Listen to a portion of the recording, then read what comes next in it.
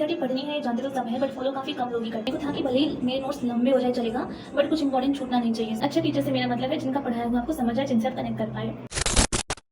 Hi everyone, my name is Shilpa and welcome to the video. I have scored 695 marks in NEET 2024 and my subject-wise scores were 160 in physics, 175 in chemistry and 360 in bio. So in this video मैं आपके साथ share करूँगी अपनी chemistry preparation की strategies और resources, ताकि अगर आपको भी कहीं दिक्कत हो रही है केमिस्ट्री में तो it might help you to some extent. So पहले हम बात करते हैं टीचर्स की। मैंने यूज़ किए थे यकीन 2.0 बैच में जो टीचर्स के लेक्चर्स थे वो, जैसे इनऑर्गेनिक केमिस्ट्री के लिए मोहित दादित सर और फिजिकल केमिस्ट्री के लिए सुधांशु सर और ऑर्गेनिक केमिस्ट्री के लिए पंकज सर। सो आप भी अपने हिसाब से अच्छे टीचर सेलेक्ट कर लें और उनके लेक्चर्स को अच्छे से अटेंड करें। एंड अच्छे टीचर से मेरा मतलब है जिनका पढ़ाया हुआ आपको समझ आए, जिनसे आप कनेक्ट कर पाए। अब एनसीईआरटी की बात करते हैं। देखिए एनसीईआरटी पढ़नी है जानते तो सब है, बट फॉलो काफ़ी कम लोग ही करते हैं। शुरू में सब टीचर के नोट्स और कोचिंग के मॉडल्स के पीछे ही भागते हैं and trust me they are not going to fetch you marks. आपको जो मार्क्स है वो एनसीईआरटी से ही आएंगे। सो आप शुरू से ही एनसीईआरटी की रीडिंग करने की हैबिट डाल लें। मैंने भी ये गलती की थी शुरू के 2 अटैम्प्ट्स में और इस अटैम्प्ट में मैंने इसको रेक्टिफाई किया था। मैंने अच्छे से एनसीईआरटी की प्रॉपर रीडिंग लगाई थी, इंपॉर्टेंट चीज़ों को मार्क किया था। सो इस बात का आप ध्यान दीजिए। अब बात करते हैं कि एनसीईआरटी की इन्फॉर्मेशन को रिटेन कैसे करें। तो देखिए कुछ लोग क्या करते हैं कि उसी की मल्टीपल रीडिंग्स लगाकर और उसमें मार्क करके इंपॉर्टेंट चीज़ें उसको बार बार रिवाइज करके याद कर लेते हैं। अगर आप भी ऐसे ही कर लेते हैं तो गो अहेड, है ना।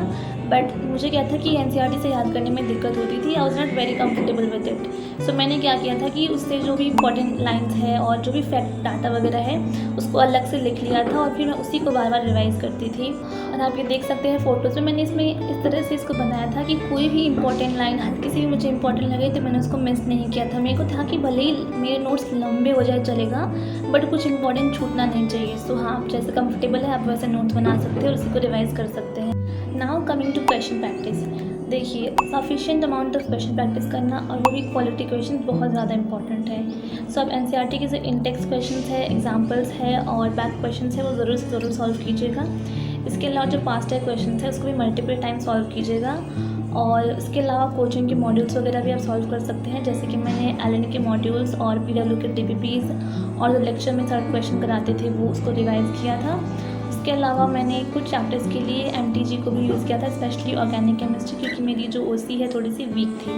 मॉक टेस्ट की बात करें तो मैंने एलएन का ऑफलाइन मॉक टेस्ट ज्वाइन किया था और पीडब्ल्यू का ऑनलाइन मॉक टेस्ट। सो मॉक टेस्ट में जो भी आपके क्वेश्चंस गलत हो जाते हैं उनको अच्छे से एनालाइज करना और उस पर्टिकुलर टॉपिक को रिवाइज करना बहुत इंपॉर्टेंट है। सो देखिए अगर मैं समराइज़ करूँ चीज़ों को तो अच्छे टीचर से पढ़ के कॉन्सेप्ट क्लियर करना और एनसीईआरटी को मल्टीपल टाइम्स पढ़ के चीज़ों को याद करना और sufficient amount of question practice करना, this is sufficient for good marks in chemistry. देखिए मेजॉरिटी एस्पायरेंट्स को जो फिज़िक्स है वो मुश्किल लगता है तो वो डर के मारे पढ़ लेते हैं। बायो इजी होता है प्लस पसंद होता है तो वो पढ़ ही लेते हैं और केमिस्ट्री बीच में कहीं ना कहीं अटक जाती है, जिसका हमें खामियाजा बाद में भुगतना पड़ता है। तो प्लीज़ केमिस्ट्री को हल्के में मत लीजिएगा। कहीं से भी कभी भी कुछ भी क्वेश्चंस आ जाते हैं केमिस्ट्री में। So be very thorough with NCERT and have good number of question practice as well, and yeah, you will make it. अगर कोई भी क्वेरीज है तो आप मुझसे कमेंट सेक्शन में पूछ सकते हैं। I'll try my best to help you. Thank you for watching. Have a good day.